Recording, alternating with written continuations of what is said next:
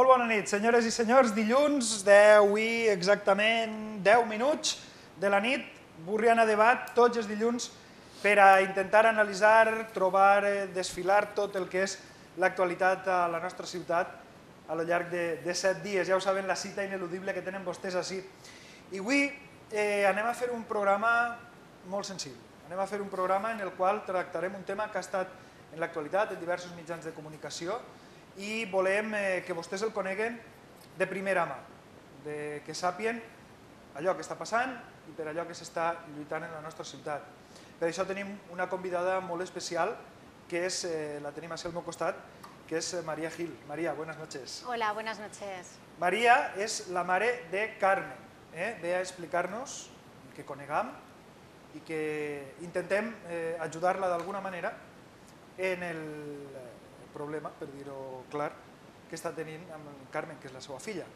I per ajudar-nos a tractar el tema, per a donar-li més profunditat, tenim a dos dels nostres col·laboradors habituals, que vostès els coneixen també, que saben qui són i que quasi no cal ni presentar-los. Per aquell costat comencem en Cristian Beses. Cristian, bona nit. Hola, buenas noches, Agustín. ¿Qué tal? Buenas noches y enhorabuena también. Uy. Otra vez más. No sé yo, si sé lo que vas a decir, enhorabuena no, ¿eh? Si pusiéramos cargos ahí abajo, ya casi no te cabrían tantos. Bueno, son responsabilidades más que cargos, porque cada responsabilidad conlleva unas obligaciones y, bueno, me ha tocado. Te ha tocado. Pero bueno, con ganas de trabajar, supongo. Sí, eso es ilusión, responsabilidad y compromiso. Perfecto. Y a su lado, Ricardo Nadal. Ricardo. ¿Qué tal? Buenas noches, Augusto. Buenas noches. ¿Qué tal? Nada, también aquí muy agradecido de que me hayáis invitado en este programa tan especial y también, bueno, quería agradecerle públicamente a Cristian su nuevo camino.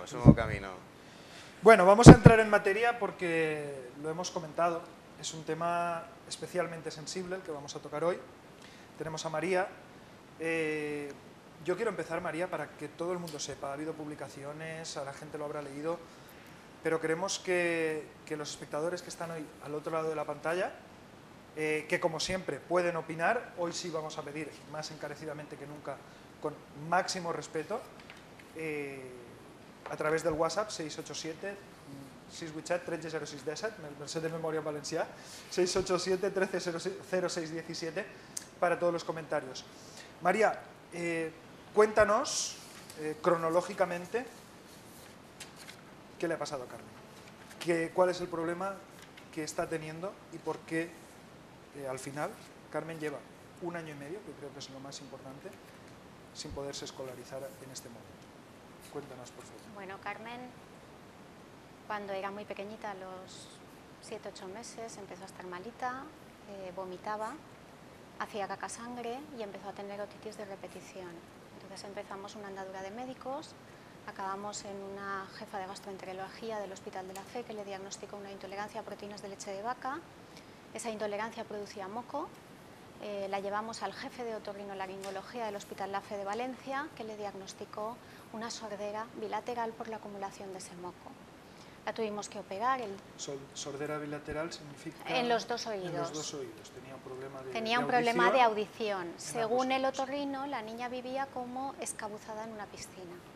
Eso suponía que tenía un retraso en la adquisición del lenguaje, tanto en la comprensión como en la expresión. El 10 de mayo de 2011 la operamos y el logopeda, el otorrino nos pidió que hiciera logopedia para poder empezar a sacar todo lo que era el lenguaje.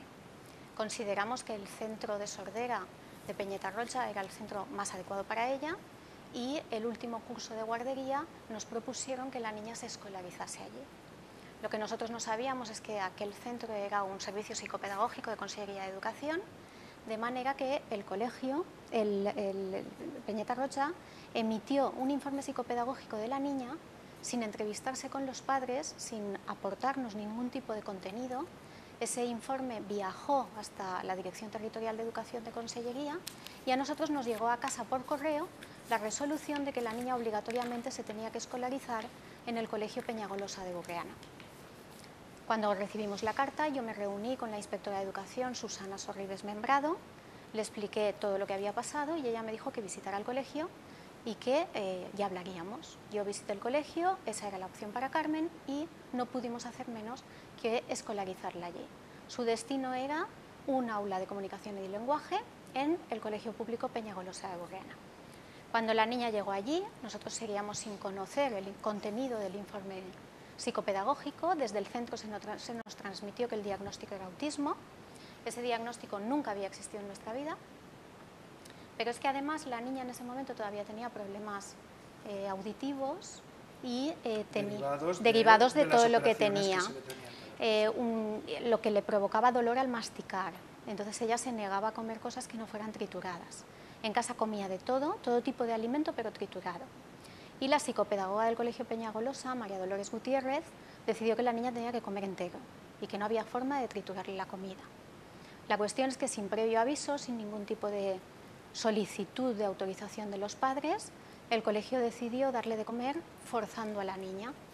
De manera que dos monitoras de la empresa Serunión, que se llaman María Remedios Vegal Borja y Magnífica Ibáñez Sánchez, y una educadora de Consellería de Educación que se llama Josefa Elisa Bercher Grau, conocida como Pepa, se dedicaron a coger a la niña en brazos. Una la cogía en brazos, otra la cogía de las piernas y la tercera la cogía de las mejillas para que la niña abriera la boca.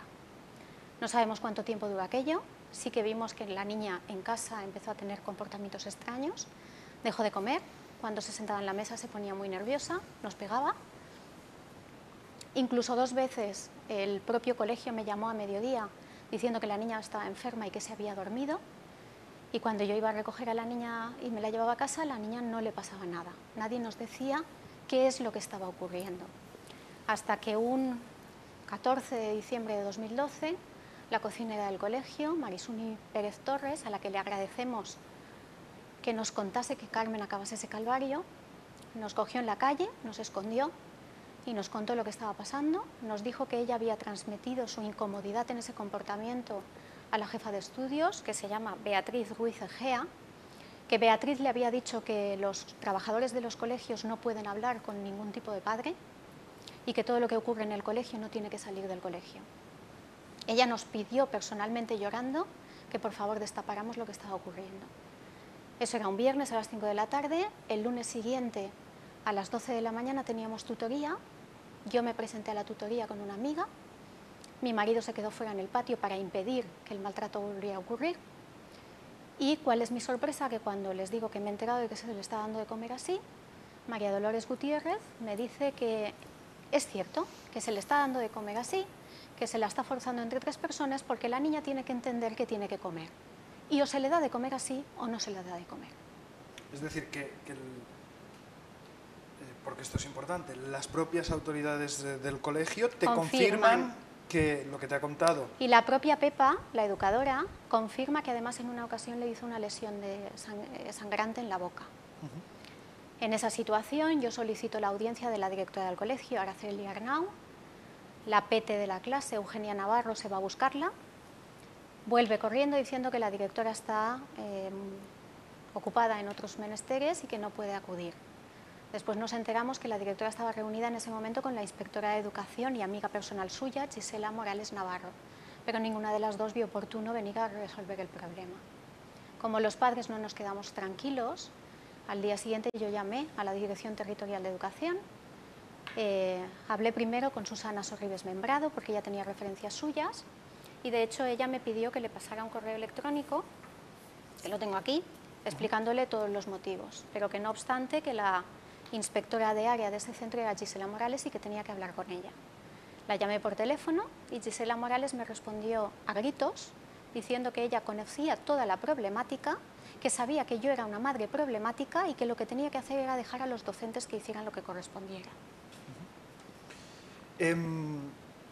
Digamos que estamos en una primera etapa. En una primera etapa. En una primera etapa de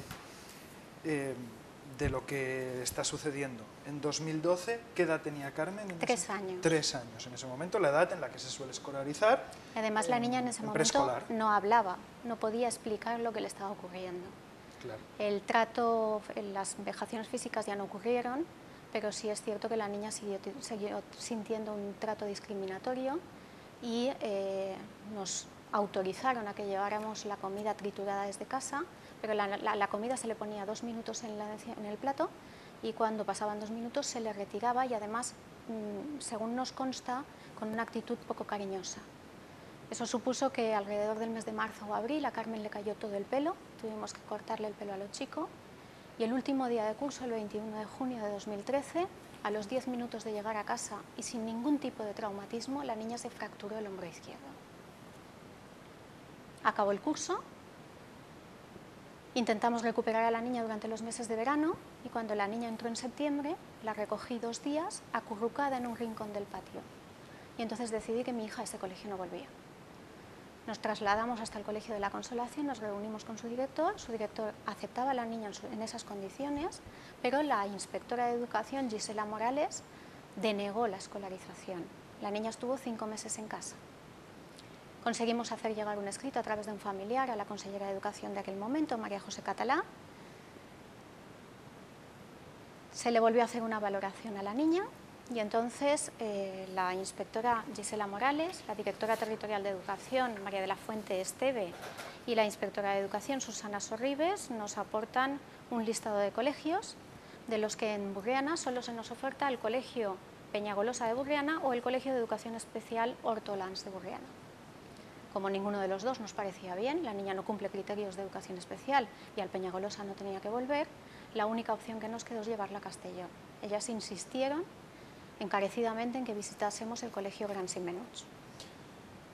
Llegamos hasta este punto. Companys, alguna pregunta, alguna qüestió, alguna cosa que vulgueu afegir? Us veig molt atents, os veo muy atentos escuchando Creo que es importante que el relato de los hechos. El relato en general. Seguimos. Se os ofrece visitar el Colegio Gran Simenuts Sí. y decidís que es ahí donde vais a llevar a cabo. Bueno, el colegio no quería a la niña, el director del colegio nos llama hasta en 4 ocasiones para decirnos que allí no era el lugar para la niña, que ya tenían niños con demasiados dictámenes, que aquello era una aula de plurideficientes y que a mitad de curso nos escolarizaba una niña. Entonces los padres le dijimos que nosotros íbamos obligados por la directora territorial de Educación, que hablara con ella.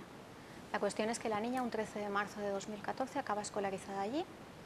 Desde entonces hasta final de curso solo se le permitió asistir al colegio de 9 a 12 de la mañana, por la tarde lo tenía prohibido, la niña iba de 9 a 12 y comía en casa. Pero es que además desde el primer día, la inspectora de educación de ese colegio era otra vez Gisela Morales Navarro.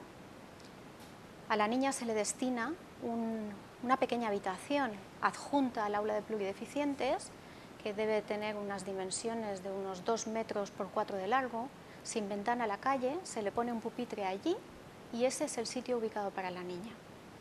El colegio define eso como un lujo porque así la niña se concentra mejor y dice que mantiene a la niña en ese lugar a ratitos, pero no sabemos el concepto de ratito. En el dictamen que llevaba la niña solo se le permitía entrar en el aula ordinaria durante 5 horas a la semana, pero no te podía tener el material que tenían el resto de los niños. Fueron pasando los años, la niña permaneció en esa habitación durante curso y medio, salió de esa habitación porque el colegio hizo obras y desplazó el aula de plurideficientes a otro lugar, no porque hubiese voluntad de sacar a la niña. La niña progresivamente iba degradándose anímicamente, no se le ofrecía ningún contenido académico y en el último curso que curso completo, que fue el que corresponde a primero de primaria, se le prohibió asistir a las excursiones. Además, hizo una actividad de natación, pero el último día de esa actividad de natación nos invitan a los padres para ver cómo nadan los niños y yo veo como mi hija baja la última del autobús, se cambia en un vestuario diferente al resto de los niños y nada en una piscina diferente solo con los alumnos del aula de plurideficientes. La niña acabó ese curso fatal emocionalmente, nosotros ya empezamos a buscar ayuda saltando las barreras de la Comunidad Valenciana, llegamos incluso a Madrid, aconsejados por la Fundación Autismo España y nos derivan al gabinete Ubicatea, que es un gabinete especialista en trastornos de espectro autista. Nosotros fuimos allí para que la psicóloga Ruth Vidriales nos descartase ese diagnóstico para poder quitarle el estigma que la niña lleva y que condiciona su modalidad educativa. Es decir, buscáis, por decirlo de alguna forma, una segunda opinión. Ahora luego hablaremos de quiénes fueron los que diagnosticaron el autismo en tu hija. Buscáis una segunda opinión de un un gabinete independiente especializado en autismo, para que os digan si efectivamente la niña tiene este trastorno, el autismo, o no lo tiene. Ese informe concluye que tienen serias dificultades para catalogar a la niña de autismo, que la niña tiene problemas importantes de regulación emocional y que además no se han trabajado las habilidades educativas básicas. Y propone un cambio de entorno escolar, un cambio de modalidad educativa y un cambio de centro. Pero en ningún momento diagnostica como autismo el problema que puede... En ninguno. Para ellos pesaba más todo el problema médico que nosotros ya teníamos corroborado, pesaba las experiencias educativas que nosotros ya habíamos contado y pesaba el hecho de que no se hubiese trabajado con la niña, lo que había derivado en una fobia al colegio. La niña acabó ese curso física y anímicamente mal, pero cuando empieza el curso siguiente, que es el curso ya 2016-2017, ahí ya se desborda. Entramos en una serie de sintomatología abdominal, empieza a tener estreñimiento que duraba 7, 8 y 9 días, dolores abdominales, lloros por la noche, agresividad, irritabilidad, entraba llorando, salía llorando, no quería ir al colegio, el colegio no nos informaba de qué estaba pasando. La llevamos al médico, la doctora que la lleva de toda la vida, la doctora María Luisa Morales, y un 4 de octubre de 2016 recibe a la niña sentada en el váter de su consulta, la niña no se quiere levantar de allí, le explico todo lo que está pasando y la doctora Morales decide levantar el teléfono y llamar al director territorial de educación, al señor Robert Roig.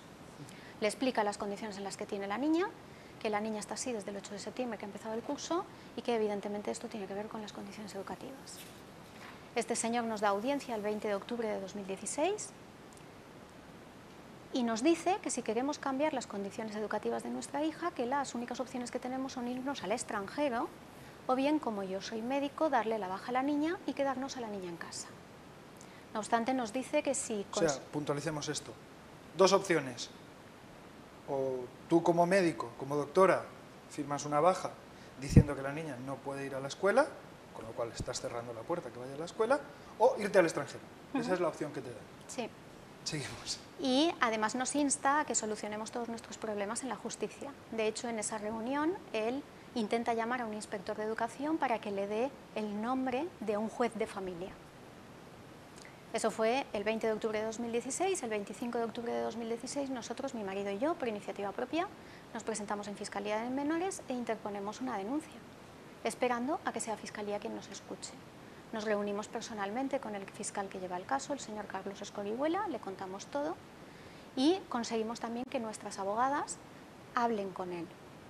Él determina que todo es un problema administrativo que viene determinado por el dictamen psicopedagógico que Consellería ha emitido y no nos consta que se haya practicado ninguna actuación. La niña continúa en casa, la doctora María Luisa Morales hace un par de informes más justificando la sintomatología que la niña tenía. En ese momento, el colegio, antes de la niña dejar de ir al colegio, nos había hecho un informe diciendo que la lleváramos al psiquiatra porque la niña tenía ansiedad y sin embargo Consellería emite un informe 2 días antes del inspector Luis Adey diciendo que las condiciones educativas de la niña son fantásticas, estupendas y adecuadas a sus condiciones. Los padres decidimos dejarla en casa, evitar el psiquiatra, yo dejo de trabajar, buscamos un psicólogo privado, la niña iba al psicólogo 1 hora al día de lunes a viernes.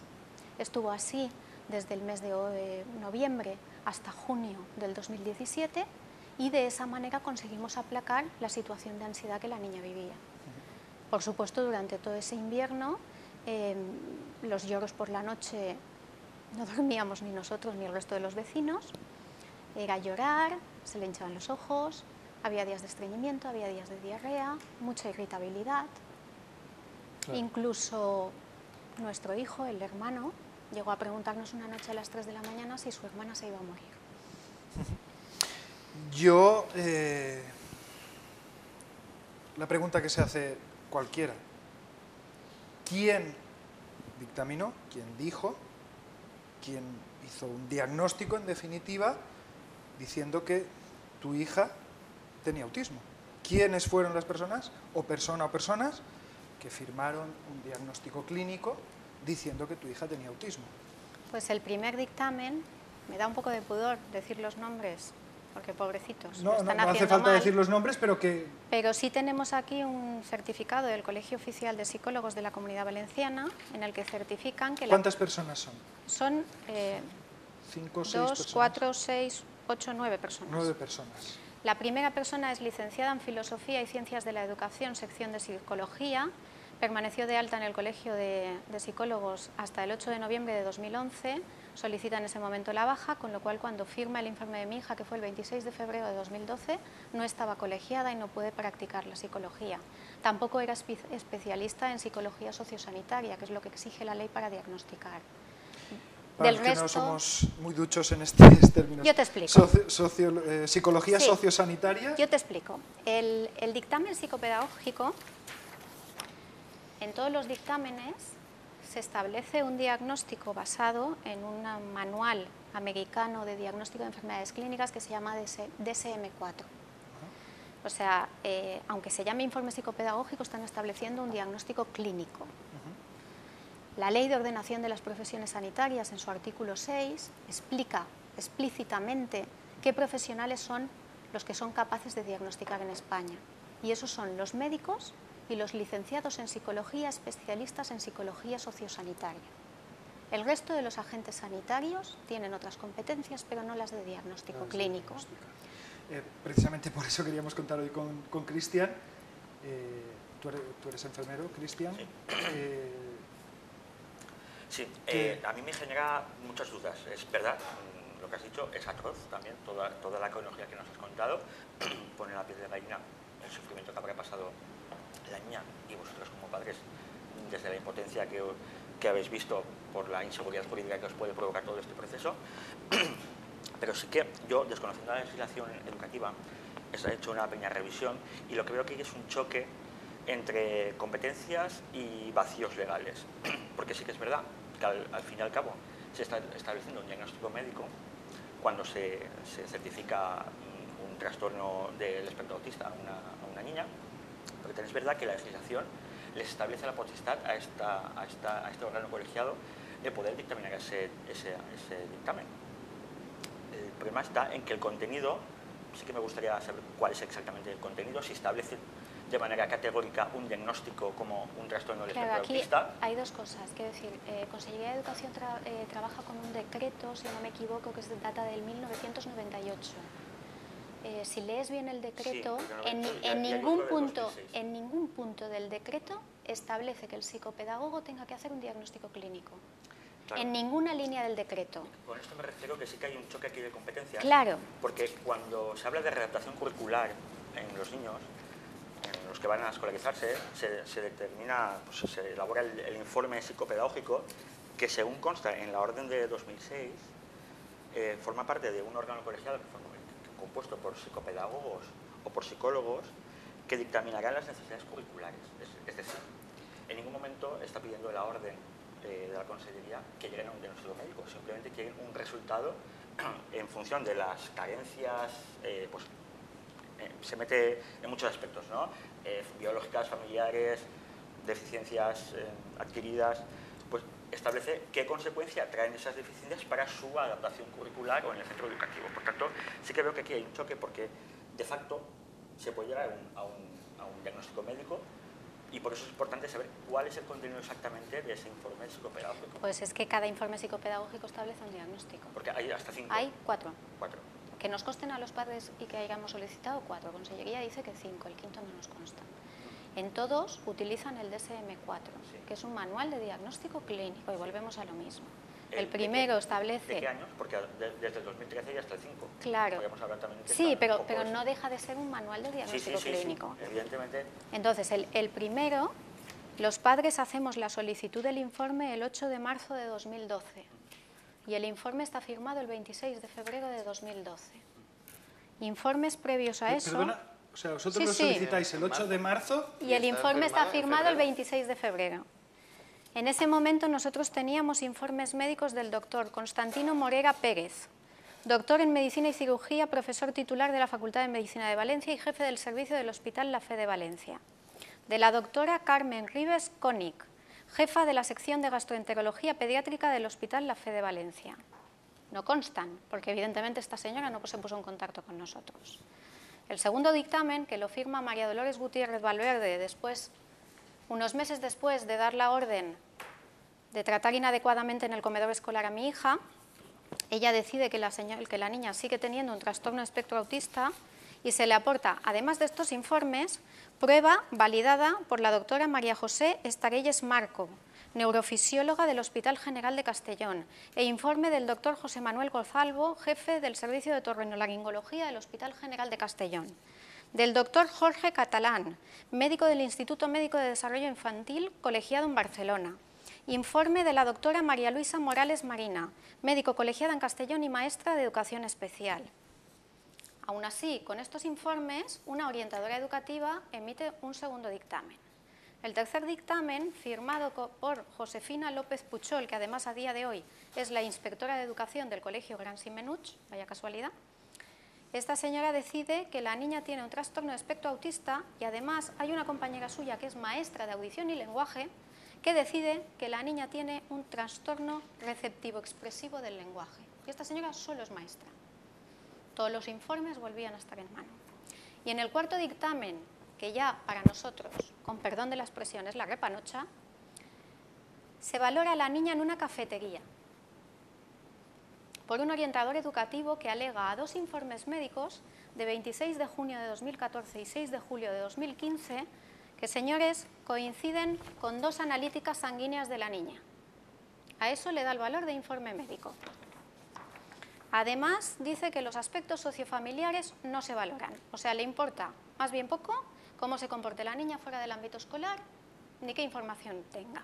Y este señor, muy erudito él, que ya tenía el informe del gabinete Ubicatea profesional Ruth Vidriales Fernández, licenciada en Psicología, máster en Psicología General Sanitaria y máster oficial en Psicología de la Salud.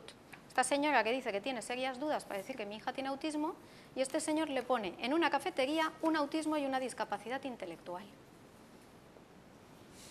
En uno de esos momentos, en esas elaboraciones de los informes, según la legislación, la orden del 94, que describe cómo se debe realizar el dictamen de escolarización, que se lleva todo esto, ¿se os da audiencia a vosotros? ¿Se os entrevista?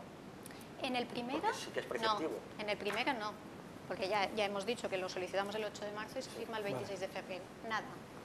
En el segundo se le realiza en el propio colegio a la niña. Se le realiza, según la información que tenemos de María Dolores Gutiérrez Valverde, la niña, como sabía que esa señora era quien había dado orden de que se la forzara físicamente en el comedor, la niña optó por esconderse en el rincón de su despacho y taparse con una chaqueta. Y no hizo nada más. Y con eso la señora concluye. Se nos dio audiencia cuando el informe ya estaba hecho. Hemos dejado en el aire, María, una pregunta. Cristian le acaba de preguntar, pero si no ho han sentit vostès molt bé, le acaba de preguntar si en alguno de estos informes os habían entrevistado a vosotros. En los dos primeros, no. Porque es preceptivo, según la ley que estaba comentando Cristian de 2006. En los dos primeros no. En el tercero se nos cita en el Servicio Psicopedagógico de Torrente, en Valencia. La Consellería decide cambiar de provincia para evitar contaminación de datos. Yo recibo una llamada telefónica de la orientadora del ESPE, Josefina López Puchol, y la primera pregunta que me dice es: dígame el diagnóstico que tiene la niña para que yo sepa qué protocolo tengo que aplicar. Entonces yo le contesto: no, es que me han dicho que no le diga nada, pues dígame dónde ha estado la niña. Y entonces yo le digo: sí, la niña ha estado en el aula CIL del Colegio Peñagolosa. Bien, ahora ya sé que es un autismo, abro el protocolo. Nos cita en Torrente, tuvimos una entrevista con ella, ella se quedó con toda la documentación a la que no da ninguna validez y en un segundo día nos hace llevar a la niña y a la niña se la queda en una habitación encerrada y a los padres nos envía. Valoran a la niña alrededor de media hora, nos llaman a los padres y concluyen. En esa conclusión los padres ya afirmamos que no estamos conformes. De hecho, presentamos una reclamación ante la Dirección General de Centros de la Consellería de Educación y la Dirección General de Centros resuelve esa reclamación de forma administrativa sin dar audiencia a los padres. O sea, los padres aquí pintamos poco. En la cuarta valoración, nosotros, como ya nos lo sabíamos, acudimos a la valoración con una de las terapeutas de la niña. Les voy a leer. El señor José Manuel Monferrer Vilallonga, director del SPECER 04, informa a los padres que en la entrevista previa a la valoración psicopedagógica de su hija solo pueden estar presentes los padres o tutores legales. A petición de la familia y con autorización expresa de los padres, se entrevistarán con la terapeuta. O sea, no quieren tener información de fuera de lo que sea sus ojos y sus manos. Entonces tienen una información parcial y están tomando la conclusión que indica qué modalidad educativa y qué vida y experiencias va a tener una niña. Y es que esto a mí no es que me parezca grave, es que no es solo mi hija en estas condiciones, es que así son todos los padres de la Comunidad Valenciana. Ahora, este informe, el cuarto, tiene una denuncia vía contenciosa administrativa. Para cerrar la vía administrativa, porque ellos no emiten resolución, pero tú tienes que cerrar la vía administrativa haciendo una reclamación. La primera reclamación se presenta el 14 de noviembre de 2016 y ellos no responden, Consellería no responde hasta el 8 de junio de 2017.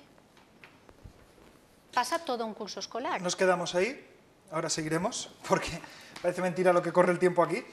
Y nos vamos a quedar con la pregunta que estábamos realizando, porque toda esta explicación venía porque los padres habían solicitado al Colegio Oficial de Psicólogos de Castellón quiénes de las personas que firmaban los distintos informes estaban adscritos a este colegio.